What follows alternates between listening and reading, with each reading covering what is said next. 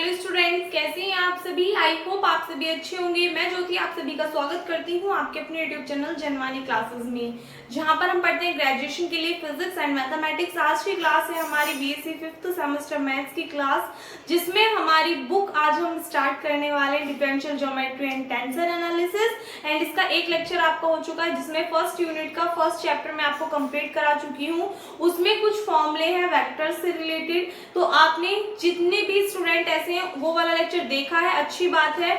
फॉर्मूले लर्न कर लिए, बहुत अच्छी बात है। बट जिन्होंने नहीं देखा है, फॉर्मूले लर्न नहीं किए हैं, वो सभी स्टूडेंट्स उसको देख करके और फॉर्मूले भी सभी लर्न कर लीजिएगा, क्योंकि इस वाली बुक में आपका फॉर्मूले का यूज होगा। तो फिर आप सोचोगे ये वाली टर्म कहाँ से आ गई, इसका क्या मतलब है। ठीक है, तो देखिएगा, इसमें बात करेंगे आज हम सेकेंड चैप्टर की, जो कि आप में से बहुत सारे स्टूडेंट्स की बुक में फर्स्ट चैप्टर भी है, local theory of curves. Curves की लोकल थ्योरी के बारे में हम पढ़ेंगे। तो जनरली सबसे पहले जान लेते हैं कि जो स्पेस कर्व्स होते हैं वो हमारे कितने टाइप के होते हैं। इनको हम तीन टाइप से रिप्रेजेंट करते हैं। फर्स्ट होता है पैरामेट्रिक रिप्रेजेंटेशन, सेकंड होता है वेक्टर रिप्रेजेंटेशन, और थर्ड होता है इंटरसेक्शन ऑफ टू सरफेसेस। कोई भी दो सरफेसेस होंगी, उनकी इक्वेशंस होगी, उनको अगर आप साथ में लिख दोगे तो वो इंटरसेक्शन हो जाएगा दो सरफेसेस का। ठीक है, और उस कंडीशन में आपको क्या मिलेगा, एक कर्व मिलेगा। तो टोटल जो भी आपके कर्व्स होते हैं उनको हम कितने टाइप से रिप्रेजेंट करते हैं, तीन तरीके से। अब जब चैप्टर का नेम है लोकल थ्योरी ऑफ कर्व्स, तो सीधी सी बात है, सबसे पहले हम थोड़ी सी इसकी थ्योरी जानेंगे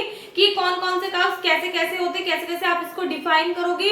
हालांकि आपके एग्जाम में नहीं आएंगे, मैं पहले ही बता रही हूँ, ये सिर्फ इंट्रो है ताकि आपको एक नॉलेज हो जाए, जिससे कि जब आप क्वेश्चंस करो तो आपको हर एक चीज पे क्लियर हो, कोई भी माइंड में डाउट ना हो। ठीक है, तो सबसे पहले मैंने ये लिखा हुआ है कि वी में represent a space curve in three ways, यानी कि जो स्पेस कर्व्स होते हैं उनको हम तीन तरीके से क्या कर सकते हैं, रिप्रेजेंट कर सकते हैं। सबसे पहले फर्स्ट नंबर पे बात करते हैं पैरामेट्रिक रिप्रेजेंटेशन। पैरामेट्रिक रिप्रेजेंटेशन में जो फर्स्ट वर्ड है पैरामेट्रिक, इसको देखकर ही आप समझ गए होंगे कि जो इक्वेशन होंगी वो आपकी किस फॉर्म में होंगी, पैरामेट्रिक फॉर्म में होंगी। और पैरामेट्रिक फॉर्म आपको पता ही है क्या होती है, एक्स टी में, वाई टी में, जेड टी में होती है। तो यही चीज है। तो इसके अंदर आप क्या लिख सकते हो, कैसे डिफाइन कर सकते हो कि if the coordinate of a point on a space curve, यानी कि स्पेस कर्व पे मान लीजिए कोई भी एक पॉइंट है, अगर उसको रिप्रेजेंट किया गया है इस वाली इक्वेशन की फॉर्म में, सपोज दैट ये हमारा स्पेस कर्व हो गया, यहाँ पे कोई भी एक पॉइंट P एग्जिस्ट कर रहा है, जिसकी जो इक्वेशन है उसको किस फॉर्म में रिप्रेजेंट किया हुआ है, x is equals to f1t, y is equals to f2t और z is equals to f3t। ये हमने मान ली क्या है, कंप्लीट एक इक्वेशन है। तो यहाँ पे जो f1, f2, f3 है, ये क्या है, रियल वैल्यूड फंक्शन है, किसके, सिंगल रियल वेरिएबल t के। जो यहाँ पे वेरिएबल t है ये अकेला वेरिएबल है, इसके क्या है, ये सिंगल रियल वैल्यूड फंक्शन है। कौन से, f1, f2 और f3, ranging over a set of values, जिनकी जो रेंज है वो सेट के ऊपर कहाँ वो कर रही है, मतलब एग्जिस्ट कर रही है। तो आपको ध्यान रखना है कि जो t की रेंज है वो आपकी greater than is equals to होगी a से और less than is equals to होगी b से, यानी कि जो t है वो एग्जिस्ट करेगा a और b के बीच में। t की जो रेंज है वो कहां से कहां तक होगी, a से तो ज्यादा होगी लेकिन b से कैसी होगी, कम होगी। Then the equation in first are called parametric equation of the space curves। तो इस कंडीशन में ये जो इक्वेशन फर्स्ट है इसको आप क्या बोलोगे, पैरामेट्रिक इक्वेशन बोलोगे, किसकी, स्पेस कर्व की। आई होप समझ में आया होगा, एक बार दोबारा से समझ लीजिए। पैरामेट्रिक रिप्रेजेंटेशन क्या है कि मान लीजिए कोई भी स्पेस कर्व है, उस पे एक पॉइंट P लाई कर रहा है। ठीक है, तो हमने मान लिया कि जो P पॉइंट है उसकी जो इक्वेशन है उसको हम किस फॉर्म में लिख रहे हैं, x is equals to f1t, y is equals to f2t, z is equals to f3t। ये हमने मान ली क्या है, इक्वेशन फर्स्ट है। यहाँ पर जो f1, f2, f3 है ये क्या है, रियल वैल्यूड फंक्शन है, किसके, जो सिंगल वेरिएबल है हमारे पास में t, इसका फंक्शन है ये। ठीक है, इसके कैसे है, रियल वैल्यूड फंक्शन है। तो इस कंडीशन में अगर सपोज दैट हमने मान लिया कि जो t की रेंज है वो लाई कर रही है किसके बीच में, a और b के बीच में, यानी कि t की जो रेंज है, t की जो वैल्यू है वो a से तो बड़ी होगी लेकिन b से कैसी होगी, छोटी होगी, या इनके इक्वल होगी। तो हम कह सकते हैं t is greater than is equals to a and less than is equals to b। So यहाँ पे इस कंडीशन में जो इक्वेशन फर्स्ट होगी उसको हम क्या बोलेंगे, पैरामेट्रिक इक्वेशन बोलेंगे, किसकी, स्पेस कर्व की। ठीक है, तो ये था इसका पैरामेट्रिक रिप्रेजेंटेशन। नेक्स्ट आता है वेक्टर रिप्रेजेंटेशन और थर्ड है इंटरसेक्शन ऑफ टू सरफेसेस। ठीक है, एक बार पहले आप यहाँ तक नोट कीजिए। नेक्स्ट देखिएगा, नेक्स्ट डेफिनेशन है vector representation of space curves. क्या होगा? Curve is the locus of a point whose position vector are relative to a fixed origin may be expressed as a function of single parameter in a sense vector r is equals to vector r t। क्या कहा question में आपसे कहा है कि जो curve होता है वो क्या होता है? लोकस पॉइंट होता है किसका?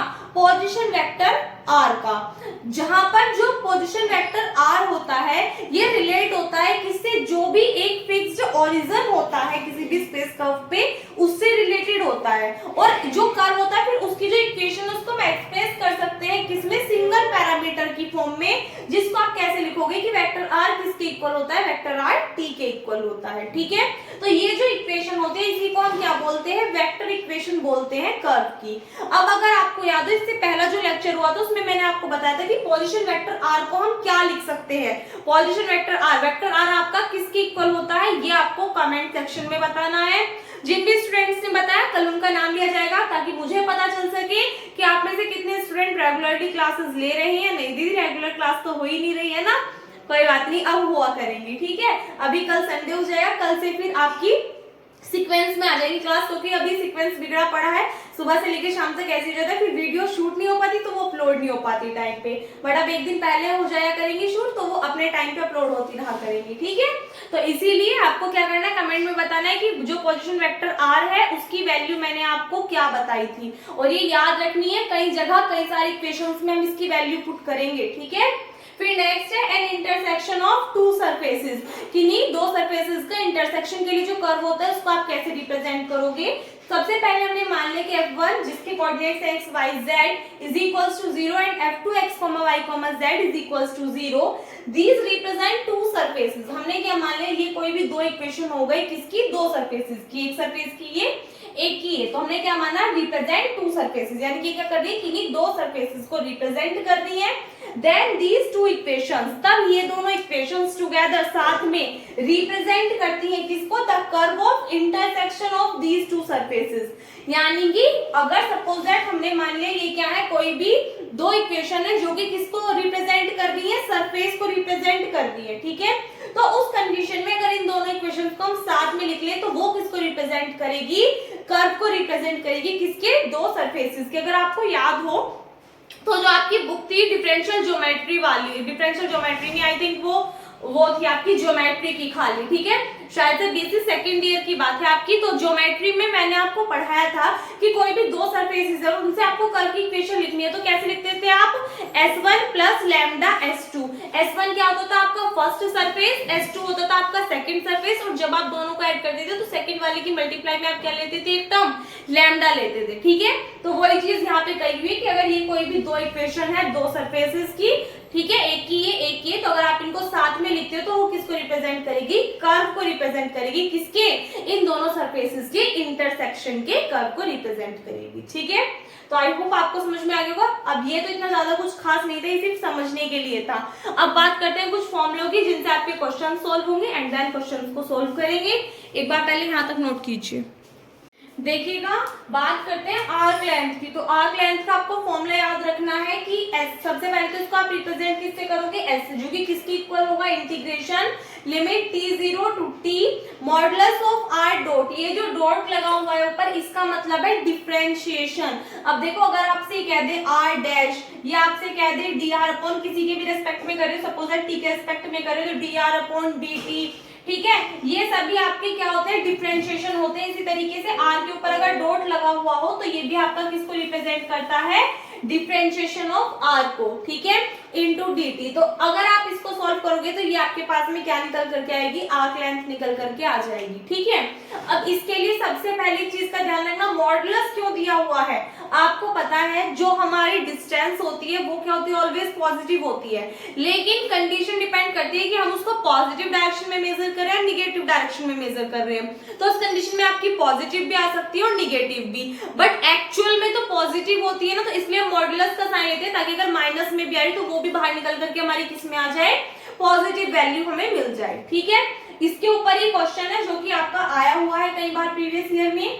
क्वेश्चन देखिएगा क्या है, find the length of the circular helix जहां पे आपको सर्कुलर हेलिक्स के लिए इक्वेशन दी हुई है vector r of t is equal to a cos t a sin t ct from a00 to a0 2 pi c, यानी कि आपको लेंथ फाइंड आउट करनी है सर्कुलर हेलिक्स की, जिसके लिए आपको ये इक्वेशन दी हुई है और जो लिमिट पॉइंट दी हुई है वो कहां से कहां तक, यहां से यहां तक, यानी कि जो उसकी लेंथ है वो आपको किस पॉइंट से किस पॉइंट तक मेजर करनी है, इस पॉइंट से इस पॉइंट तक मेजर करनी है। ठीक है, सबसे पहले आप देखो यहाँ पे हमें क्या चाहिए, सिर्फ दो ही लिमिट चाहिए t0 से t तक। तो यहाँ पे अगर आप देखो कि अगर हम इसके लिए लिमिट निकालें तो इसका एंड पॉइंट क्या है, 0 है, और इस वाली टर्म का एंड पॉइंट क्या है, 2 पाई c है। तो इट मींस जो हमारी एक्चुअल में लिमिट आएंगी वो एक बार तो t कॉरेस्पॉन्डिंग होगा 0 के और एक बार किसके होगा, 2 पाई c के। ठीक है, यहाँ से आगे इसको सॉल्व करेंगे। सबसे पहले आपको ये चीज लिखनी होगी, क्या,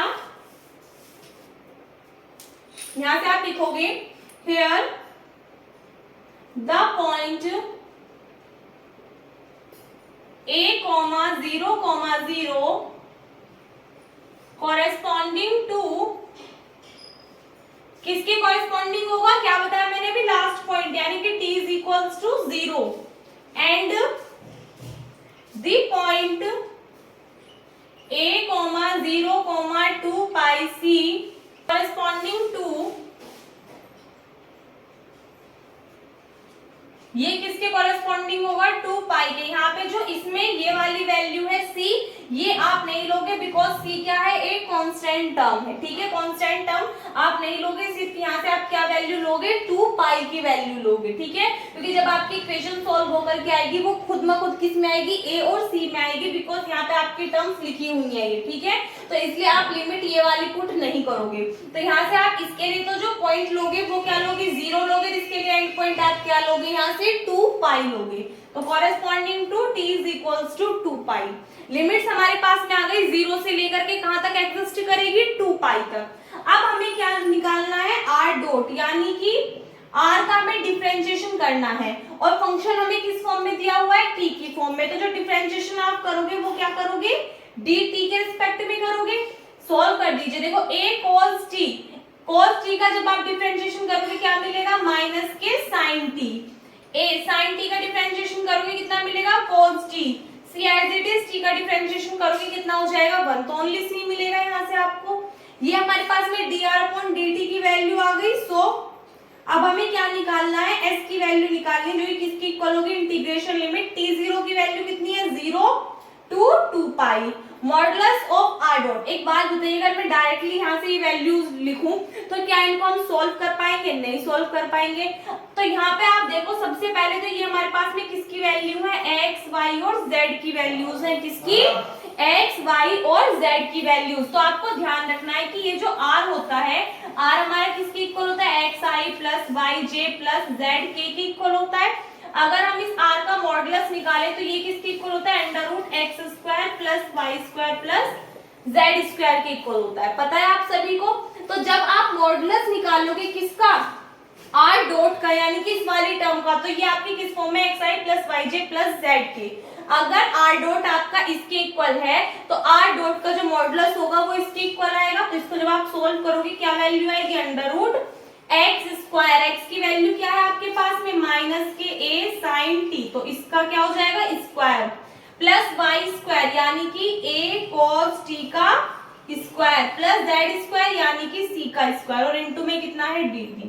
ये वाली बात समझ में आई आपको, कहां से क्या लिख दिया मैंने कहा r डॉट आपका जो डिफरेंशिएशन है r का वो किसके इक्वल निकल कर क्या है, इसके इक्वल। ठीक है, यहाँ पे x की वैल्यू, ये y की वैल्यू और ये z की वैल्यू। हमें पता है जो पोजीशन वेक्टर r है, आप में से कुछ स्टूडेंट्स ने कमेंट्स भी कर दिया होगा अब तक, जो मैंने क्वेश्चन अभी से पहले पूछा था कि आपको कमेंट करके बताना है, तो वहां पे आपने ये वाली चीज लिखी।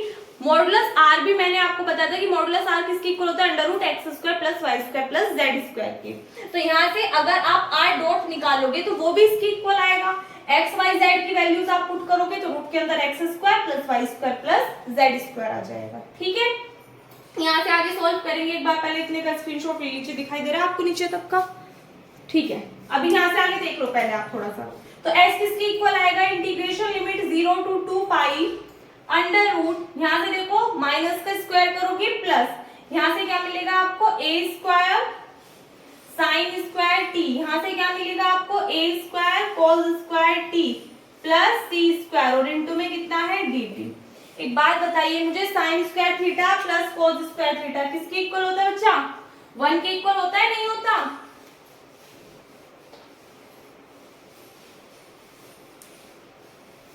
यहां से आगे देखेगा, s की वैल्यू हम निकाल रहे थे तो s किसके इक्वल आएगा? इंटीग्रेशन लिमिट 0 to 2 पाई, यहाँ पे भी a स्क्वायर है, यहाँ पे भी a स्क्वायर है, a स्क्वायर आप कॉमन लोगे तो अंदर कितना बचेगा? Sine square t plus cos square t plus C square as it is into D T. Sine square theta plus cos square theta क्या होता है? 1। तो यहाँ पे आप 1 पुट करोगे तो क्या आएगा? Limit 0 to 2 pi under root A square, ये 1 हो जाएगा प्लस सी स्क्वायर और इनटू में कितना आ गया? D T. ए और सी कैसी है हमारे पास में? कांस्टेंट टर्म्स है, तो कांस्टेंट का तो हम कुछ नहीं करेंगे, तो कांस्टेंट तो आ जाएगा हमारा एज इट इज। अब मैं आपसे पूछूं कि यहाँ पे इसकी मल्टीप्लाई में कोई 1 एग्जिस्ट कर रहा है, 1 का इंटीग्रेशन जब आप t के रिस्पेक्ट में करोगे तो आपको क्या मिलेगा? t मिलेगा। लिमिट चल रही है कितनी? 0 to 2 पाई। इसको आप सिंप्लीफाई कर लीजिए तो s किसके इक्वल आएगा? जब आप अपर लिमिट पुट करोगे तो 2 pi under root A square plus C square, lower limit put करोगे तो 0 हो जाएगी। इट मींस जो आर्क लेंथ निकल करके आई है आपके पास में, यानी कि s की वैल्यू वो कितनी आ गई? 2 pi under root A square plus C square. Clear है आपको ये क्वेश्चन? कोई भी डाउट है तो आप कमेंट्स में पूछ सकते हैं, एक बार नोट कीजिए। नेक्स्ट देखिएगा, दो फॉर्मूले हैं। फर्स्ट है equation of tangent line to a curve at a given point, यानी कि आपको इक्वेशन निकालनी है टेंजेंट लाइन की किसी कर्व पे जो कि दिए हुए पॉइंट पे आपको फाइंड आउट करना है। कोई भी एक गिवन पॉइंट है, ठीक है, किसी भी कर्व पे, तो आपको उसके लिए क्या करनी है? जो टेंजेंट लाइन है उसकी इक्वेशन निकालनी है। तो वो किसकी इक्वल होगी? Capital R is equals to R plus U into differentiation of R, जहां पर U क्या है आपका? कोई भी स्केलर पैरामीटर होगा, वेक्टर R यानी कि ये वाला क्या है आपका? पोजीशन वेक्टर है, और ये जो कैपिटल R है ये क्या है? पोजीशन वेक्टर है किसी भी करंट पॉइंट B का, किस पे? उस टेंजेंट लाइन पे, ठीक है। Next equation of tangent in Cartesian form, यानी अगर कार्टेशियन फॉर्म में हम टेंजेंट की इक्वेशन पूछे तो वो क्या होगी? Capital X minus X upon differentiation of x is equals to capital Y minus y upon differentiation of y is equals to z minus z upon differentiation of z is equals to u। जब questions करेंगे तब वहां पे इनका use करना आपको बता दूंगी, फिलहाल के लिए आप फॉर्मूले लर्न कीजिए, ठीक है, नोट कीजिए इसको। देखिएगा इसके बाद में लास्ट है to find direction ratios of the normal to the surface f of x, y, z is equals to 0, यानी कि कोई भी एक नॉर्मल की सरफेस आपको दी हुई है तो आपको कोई भी एक सरफेस की इक्वेशन आपको दी हुई है तो आपको क्या करना है? इसके नॉर्मल के जो डायरेक्शन रेशियोज हैं, या फिर इनको हम डायरेक्शन कोसाइंस भी बोल देते हैं, ये आपको फाइंड आउट करनी है, ठीक है। तो देखो मेथड आपको बता रही हूँ, उस पे बेस्ड क्वेश्चंस हम कल करेंगे। एक बार मेथड समझ लीजिए। सबसे पहले जो आपको दिया हुआ है f of x, y, z is equals to 0, ये सपोजेट आपके पास में इक्वेशन फर्स्ट है, ठीक है। यहाँ से आप अगर इसका डिफरेंशिएशन निकालोगे तो सबसे पहले आपको निकालना होगा del f upon del x into d x upon d t, फिर आपको निकालना होगा del f upon del y into d y upon d t, फिर आपको निकालना होगा del f upon del z into d z upon d t is equals to 0। यानी आपके पास में इक्वेशन थर्ड। यहाँ से अगर आप देखोगे तो आपको क्या फाइंड आउट करना पड़ेगा? आपको फाइंड आउट करना पड़ेगा gradient f dot derivative of vector r, position vector r, जो कि किसकी इक्वल होगा? 0 के। और एक्चुअल में यही क्या होगा? नॉर्मल के डायरेक्शन रेशियोज होंगे, डायरेक्शन कोसाइंस होंगे, जो कि हमें निकालने होंगे क्वेश्चंस में, ठीक है। अगर यहाँ पे आपको बात करें जो ग्रेडियंट f, क्या बोलते हैं इसको? Gradient f। अगर आपको याद हो ग्रेडियंट f आपका किसके इक्वल होता था? I cap del f upon del x plus J cap del f upon del y plus K cap del f upon del z। सब कुछ कराया हुआ है ज्योमेट्री वाली बुक में, आपको ये सभी फॉर्मूलेज लिखाए भी हुए हैं, इसलिए बोला था वो आपकी बुक जो है थोड़ी थोड़ी रिलेट करेगी इस वाली बुक से, ठीक है। तो ग्रेडियंट f आपका किसके इक्वल हो जाएगा? इसके। और आपको पता है जो हमारा पोजीशन वेक्टर r होता है, ये तो हमारा क्या होता है? x i cap plus y j cap plus z के कैप होता है। तो सीधी सी बात है, ये वाली जो इक्वेशन है, इक्वेशन नंबर 3 हमारी, यही क्या होंगे, नॉर्मल के डायरेक्शन रेशियोज होंगे। तो लास्ट में आप लिख सकते हो भाई एक बार वीडियो ना बीच में कट हो गई तो आप दोबारा से देख लीजिए। यहाँ पे लास्ट में एक लाइन लिखी हुई है कि so the equation 3 represent the direction ratios of the normal to the surfaces. यानी कि जो इक्वेशन 3 है वो रिप्रेजेंट करती है किसको, डायरेक्शन रेशियोज को, किसके, नॉर्मल टू द सरफेसेस के। ठीक है, तो आपको क्या करनी है, इक्वेशन 3 याद रखनी है। ग्रेडियंट फाई किसके, ग्रेडियंट फाई का जब आप डॉट प्रोडक्ट करोगे किसके साथ में, पोजीशन वेक्टर आर के डेरिवेटिव के साथ में। इस डॉट को चाहे तो थोड़ा डार्क लिख लेना, तो वो किसके इक्वल होगा, 0 के। इस इक्वेशन से आप निकालोगे। ठीक है, सो आई होप समझ में आ गए होंगे सभी फॉर्मूले वगैरह। एक बार से स्क्रीनशॉट ले लीजिए। ठीक है जी, तो इस पे बेस्ड जो क्वेश्चंस है वो हम इससे नेक्स्ट लेक्चर में कवर करेंगे, और जो भी एग्जांपल्स है वो भी। ठीक है, वो आपके प्रीवियस ईयर में आए हुए हैं। इससे पहले आप ये जितने भी फॉर्मूले वगैरह लिखाए हैं इन सभी को अच्छे से लर्न कर लेना। इससे पहले चैप्टर में जितने भी फॉर्मूले लिखाए हैं उन सभी को अच्छे से लर्न कर लेना। कुछ समझ में ना आया हो तो कमेंट सेक्शन में पूछ लीजिएगा। इस वीडियो में बस इतना ही। वीडियो अच्छी लगी तो वीडियो को लाइक कर देना, अपने फ्रेंड्स के साथ में शेयर कर देना। अगर आप चैनल पर नए हो या फिर अभी तक आपने चैनल को सब्सक्राइब नहीं किया है तो प्लीज चैनल को सब्सक्राइब करके साथ में नोटिफिकेशन बेल को भी ऑन कर लीजिएगा, ताकि आने वाली वीडियोस के नोटिफिकेशंस आपको टाइम पर मिलते रहें। मिलते हैं नेक्स्ट वीडियो में। Thanks for watching.